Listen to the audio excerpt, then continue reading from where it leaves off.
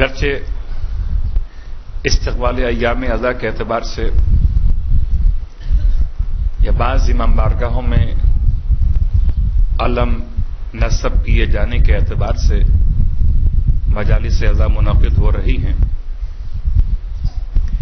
لیکن آج اس مجلس اعضاء کی ایک اور خاص اہمیت شاید بہت کم توجہ رہتی ہے کہ 32 سنہ ہجرت میں ایک ایسا واقعہ پیش آیا 29 ذی الحج کو، یا بعض تواریخ میں لفظ استعمال ہوا آخر ذی الحج۔ اب اگر مہینہ 30 کا شمار کیجیے گا اس زمانے کے اعتبار سے تو پھر 30 تاریخ ہوگی، تو آخر ذی الحج یا 29 ذی الحج کو 32 سنہ ہجرت میں ایک واقعہ پیش آیا۔ استقبال ایام اضحیٰ کیجیے اپنے مقام پر ہے، مولا عباس علیہ السلام کے پرچم کے نصب کیے جانے کا ماتم کیجیے اپنے مقام پر ہے،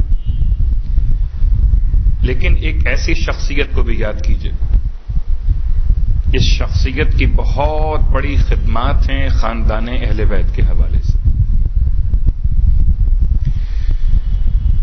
اس میں کوئی شک نہیں کہ اصحاب رسول تمام کے تمام برابر مراتب کے اور درجات کے حامل نہیں تھے۔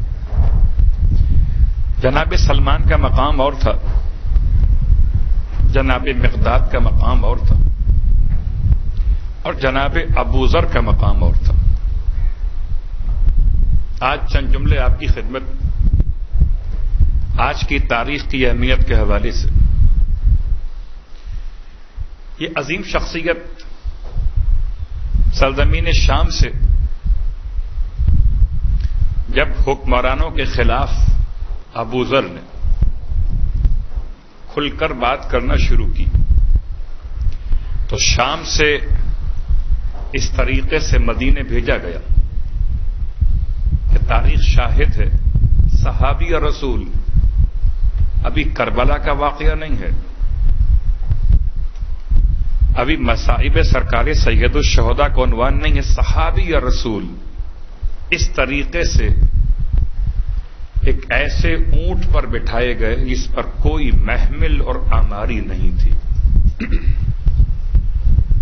کوئی پالان شتر نام کا کوئی سہارا موجود نہیں تھا،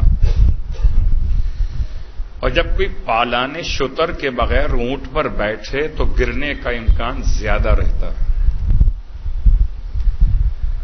خاص طور سے جبکہ اونٹ کو تیز تیز دوڑایا جائے۔ اس صحابی رسول کی دونوں ٹانگیں آپس میں ملا کر اونٹ پہ بٹھا کے باندھ دی گئیں کہ تاکہ اونٹ سے گر نہ پڑے۔ سن ضعیفی ہے، 80 سال سے زیادہ کی آپ کی عمر ہے، کہاں شام کہاں مدینہ، اس طریقے سے اور انتہائی سخت قسم کے نگران کے حوالے کیا گیا، اونٹ کو دوڑایا گیا، یہاں تک کہ سفر طے کرتے کرتے یہ پہنچے مدینہ منورہ۔ اس حالت میں پہنچے کہ آپ کی دونوں رانوں سے گوشت ختم ہو چکا تھا۔ 29 ذی الحج اب یہ پہنچے مدینہ منورہ، کیا کہنا، صرف ایک میسم تمار ہی تو نہیں، حق بات کہنے والے، مولائے متقیان کے فضائل کو بیان کرنے والے، اس زخمی حالت میں بھی باطل کو باطل کہنے والے اور حق کو حق کہنے والے۔ تمام تفصیل کو چھوڑتے ہوئے کہ پھر حکمرانوں نے ابو ذر کے ساتھ کیا کیا۔ کون ابو ذر؟ آج صحابہ سے محبت کرنے والے، صحابہ کی محبت کا دم بھرنے والے ایسے صحابہ کو کیوں بھول جاتے ہیں کہ جنہیں حکومت وقت نے ظلم و ستم کا نشانہ بنایا، ابو ذر کا اصل اسم گرامی ہے جندب، باپ کا نام ہے جنادہ، اور ابو ذر اس لیے ابو ذر کہلاتے ہیں کہ آپ کے بیٹے کا نام ذر ہے، مگر یہ ذر وہ ذر نہیں ہے جو اردو میں مال و زر کے ساتھ زر آتا ہے، وہ الگ ہے۔ اس زر کا مطلب ہے دولت، اور اس زر کا مطلب ہے وہ چمکتا ہوا ذرہ۔ فَمَن يَعْمَلْ مِثْقَالَ ذَرَّةٍ، لفظ ذرہ، ذرہ میں اگر گول والی تے نہ پڑھیے تو زر ہو جائے گا، تو آپ کے فرزند کا نام ہے ذر، اس کی مناسبت سے آپ کی کنیت بنی ابو ذر۔ لیکن کیا مقام اور کیا منزلت، خالی ایک اشارہ کرتے ہوئے کہ سرکار ختم یہ مرتبہ احمد مجتبی محمد مصطفیٰ صلی اللہ علیہ وآلہ وسلم کی بات ہے۔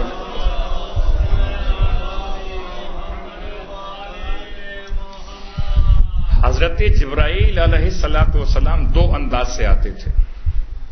جبرائیل بطور نور نازل ہوتے تھے یا بشکل بشر حاضر ہوتے تھے۔ جب نازل ہوتے تھے تو انداز اور تھا، اور جب بشکل بشر حاضر ہوتے تھے تو کسی کی تو شکل لے کر آتے ہوں گے، کوئی تو چہرہ جبرائیل کا ہوتا ہوگا۔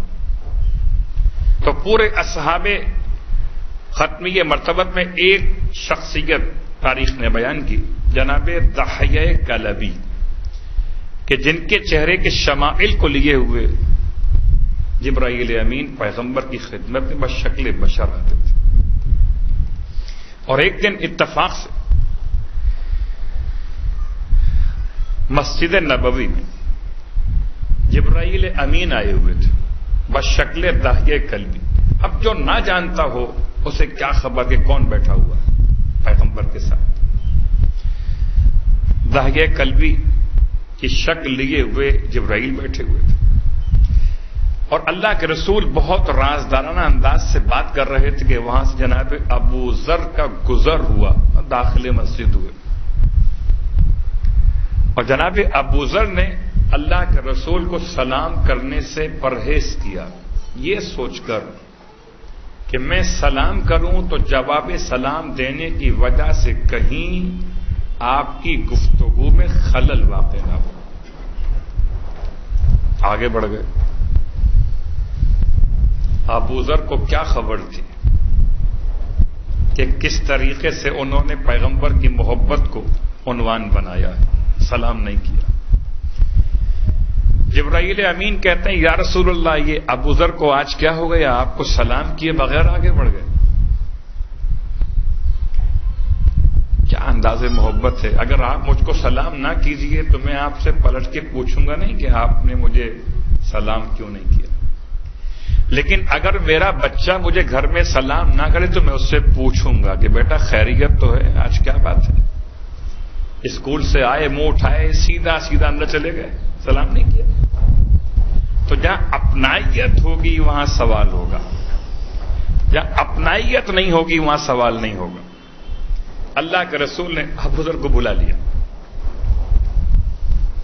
اور بلانے کے بعد ارشاد فرمایا ابو ذر خیریت تو ہے، آج تم سلام کیے بغیر آگے بڑھ گئے۔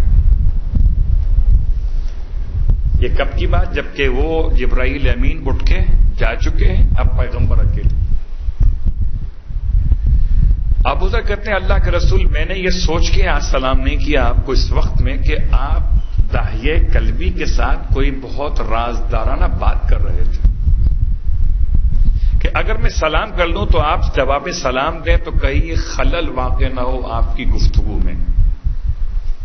وہ یا سلام کریں تو بھی محبت کی بنیاد پر، اور سلام نہ کریں تو بھی محبت کی بنیاد پر۔ اللہ کے رسول ارشاد فرماتے ہیں اچھا ابو ذر یہ تو بتاؤ کہ وہ تم کون سی دعا پڑھتے ہو؟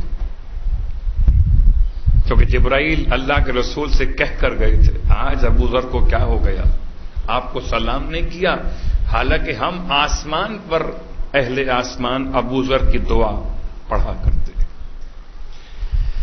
اللہ کا رسول نے سوال کیا ابو ذر سے، ابو ذر کون سی دعا پڑھتے ہو؟ بہت تفصیل میں جانے کا وقت نہیں ہوا کرتا ان تمام واقعات میں، خالی اشارہ کر رہا۔ دعاؤں کی دو قسمیں ہیں، ایک دعا وہ جو مانگی جاتی ہے اور ایک دعا جو پڑھی جاتی ہے۔ جو معصوم سے منقول ہو وہ دعا پڑھی جاتی ہے، اور جو معصوم سے منقول نہ ہو، آپ کا اپنا مدعا ہو، وہ مانگی جاتی ہے۔ تو دعا مانگنے میں الفاظ کی شرط نہیں ہے، خلوص کی شرط ہے، اور دعا کے پڑھنے میں الفاظ کی بھی شرط ہے اور خلوص کی بھی شرط ہے۔ نہ الفاظ میں اضافے کی اجازت ہے اور نہ خلوص سے فرار کی اجازت ہے۔ بہت غور کیجیے، صلوات پڑھے محمد و آل محمد۔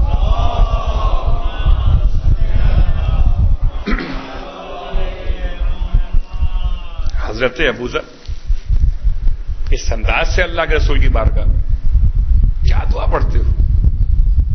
یا رسول اللہ میں کون سی دعا، میرے کیا الفاظ؟ ساری دنیا معصوم سے دعا کے الفاظ لے اور معصوم ابو ذر سے سوال کر رہے، تمہارے الفاظ کیا ہیں؟ میں حیران ہوں کہ عالم الغیب پیغمبر سوال کر رہے ہیں۔ قسم بخدا یہ سوال برائے محمد نہیں ہے، برائے امت محمد ہے۔ اگر پیغمبر سوال نہ کرتے تو امت کو علم کیسے ہوتا کہ ابو ذر کے الفاظ کیا ہیں؟ اب تو پہچانے امت کہ خدا نے ایسے ایسے افراد اس امت میں قرار دیے کہ جن کے الفاظ آسمانوں پہ پڑھے جاتے ہیں۔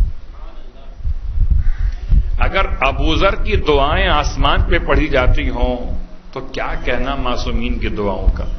تصور کیجیے۔ ابو ذر کہتے ہیں جب اللہ کے رسول نے اصرار کیا کہ نہیں آپ کو بتانا پڑے گا کہ پڑھتے کیا ہیں، کہ آپ کو اندازہ نہیں ہے کہ جبرائیل بیٹھے ہوئے تھے، وہ بتا رہے تھے کہ آپ کی دعا سب وہاں پڑھتے۔ تب ابو ذر نے سر جھکا کر ادب کے ساتھ کہا یا رسول اللہ کچھ کلمات سیکھے ہیں آپ کی تربیت سے، وہ پڑھ لیتا ہوں۔ اللہم انی اسألک علی الایمان بک، پروردگار میں تجھ سے سوال کرتا ہوں تیری ذات پر ایمان کا، میں سوال کرتا ہوں تیرے نبی کی تصدیق کا، میں سوال کرتا ہوں تجھ سے عافیت کا اور عافیت پہ تشکر کا، اور میں تجھ سے سوال کرتا ہوں کہ جتنے بھی شریر انسان ہیں ان سے تو مجھے بے نیاز کر دے۔ 5 جملے دعا کے، ان 5 جملوں میں جناب ابو ذر نے تمام باتیں جمع کر دی۔ ایمان، تصدیق، عافیت، شکر عافیت، غنا عن شرار الناس، 5 باتیں۔ یہ ابو ذر ہے۔ ابو ذر سے زیادہ سچا زمین پر ایسا گزرا ہی نہیں کہ زمین نے اس کا بوجھ اٹھایا ہو، اور وہ ابو ذر سے زیادہ سچا۔ آسمان نے کسی ایسے شخص پہ سایہ ہی نہیں کیا کہ جو ابو ذر سے زیادہ سچا واقع ہوا۔ اللہ اکبر، یاد رکھیے حضرت ابو ذر ان ساری خدمات کے بعد کس مقام پر فائز تھے؟ اس مقام پر فائز تھے کہ جہاں مدینہ منورہ میں حاکم وقت نے کہہ دیا تھا، اور آپ سمجھ سکتے ہیں 32 سنے ہجرت کا مطلب کس کا دور حکومت ہوگا؟ مولا متقیان سے پہلے۔ کہا نکال دو اسے باہر۔ کہاں نکال دو؟ کہ ربضہ کی طرف۔ ربضہ کیا ہے؟ کہ ربضہ وہ جگہ جو بدتر تھی ابو ذر کی نگاہ میں۔ کیوں بدتر تھی؟ ربضہ کا قصور کیا تھا؟ پہلی بات تو یہ مدینے سے باہر نکلنا ہی ابو ذر کے لیے موت کے برابر تھا، اور ربضہ کہ جہاں خدا کا نام نہ لیا گیا ہو، سجدے نہ کیے گئے ہوں، اس اعتبار سے کہ وہاں پر اسلام کا پیغام نہ پہنچا ہو۔ یا ریگستان ہے، صحرا ہے، پانی نہیں ملتا۔ ربضہ کی طرف نکال دیا جائے ابو ذر کو۔ جب شہر بدر کیا گیا، بہت غور کیجیے، کبھی کبھی آج کے اصطلاح میں کہتے ہیں شہریت منسوخ کر دینا. کسی شہری کی شہریت منسوخ کر دینا. یوں سمجھیے کہ جیسے کہ اس کو اس کے وطن سے وطن بدر یا شہر بدر کر دینا. ابو ذر کی شہریت منسوخ کر دی گئی. آپ مدینے میں نہیں رہ سکتے. پھر حکم دیا گیا کہ کوئی بھی ابو ذر کو چھوڑنے جائے گا نہیں. سلام ہو، ایک نہیں، دو نہیں، 3 معصوم ابو ذر کے ساتھ چلے. جس کو رخصت کرنے کے لیے مولا متقیان چلے، جس کو رخصت کرنے جنت کے جوانوں کے دونوں سردار چلے، اس کا نام تھا ابو ذر. اور آج اس کا روز وفات ہے 29 ذی الحج. حضرت ابو ذر ربضہ کے ریگستان میں سے 2 جملے اور پھر عنوان پہ آپ کی خدمت بات مکمل کریں گے. بہت مشہور روایت. ربضہ کے ریگستان میں ابو ذر نے کیا کیا؟ آپ کے ساتھ آپ کا غلام تھا جس کا نام ہے جون حبشی. آپ کے ساتھ آپ کی بیٹی ہے، آپ کے ساتھ آپ کا بیٹا زر ہے، اور آپ کے ساتھ آپ کی شریک حیات. یہ چھوٹا سا قافلہ ہے. ایک وقت ایسا آیا کہ جوان بیٹا انتقال کر گیا. اور اب میں حضرت ابو ذر کے وہ چند جملات آپ کی خدمت میں مکمل کر کے بات کو آگے بڑھا دوں. جوان بیٹا زر مر گیا. یعنی اتنی شدید حالات زندگی تھے ابو ذر کے کہ ربضہ میں جوان سے برداشت نہ ہو. جوان مر گئے اور اپنے جوان بیٹے کو اسی صحرا میں دفن کیا. ہمارا سلام اس عظیم صحابی پر. حضرت ابو ذر فرماتے تھے کہ لوگوں، اگر تمہیں معلوم ہو جائے کہ سرکار سید الشہداء کو کیسے شہید کیا جائے گا اور کتنی مصیبتیں آقا حسین پر آنے والی ہیں، اگر تمہیں اس کی حقیقت معلوم ہو جائے تو تمہاری روح تمہارے جسم کے اندر باقی نہ رہے. یہ ابو ذر کے جملے ہیں. وہ ابو ذر اپنے جوان بیٹے کو جب دفن کر رہے تو 2 جملے اس سے کہے تھے. باپ نے جوان بیٹے کی میت سے باتیں کی تھی کہ بیٹا زر، میں بخوشی تیری جگہ خود مر جاتا. محبت کرنے والا بیٹا، محبت کرنے والا باپ اور محبت کرنے والی ماں، محبت کرنے والے بیٹے. میں بخوشی تیری جگہ موت قبول کر لیتا کہ تو نہ مرتا، میں مر جاتا. لیکن بیٹا مجبوری یہ ہے کہ اگر میں تیری جگہ مر بھی جاؤں تو تجھے فائدہ نہیں کوئی. اس لیے کہ تیرے سوال تجھ سے ہونے ہیں، میرے سوال مجھ سے ہونے ہیں. کوئی اگر کسی کے بدلے میں مر بھی جائے تو فائدہ نہیں کوئی. پھر فرماتا بیٹا میں تیرے بعد خدا سے اپنے لیے موت نہیں مانگتا، زندگی مانگتا ہوں. یہ اتنا بڑا جملہ ہے. بچا کیا ہے ابو ذر کے پاس؟ ہڈیاں ہیں بدن میں، دونوں رانوں کے گوشت تو ختم ہو چکے، اتنی ضعیفی ہے، ربضہ کی سخت مشکلات ہیں، اس کے بعد بھی ہمت بلند ہے. کہتے ہیں موت نہیں مانگتا، میں خدا سے زندگی مانگتا ہوں. اس لیے بیٹا کہ اگر میں تیرے بعد خدا سے اپنے لیے موت مانگوں تو میری موت نہ مجھے فائدہ پہنچائے گی نہ تجھے فائدہ پہنچائے گی. اور اگر میں زندہ رہا تیرے بعد کچھ تجھے ایصال کر سکوں گا، کچھ اپنے لیے زاد راہ جمع کر سکوں. اتنا عظیم صحابی. برحمتك يا أرحم الراحمين وصلى الله على محمد وآله الطاهرين.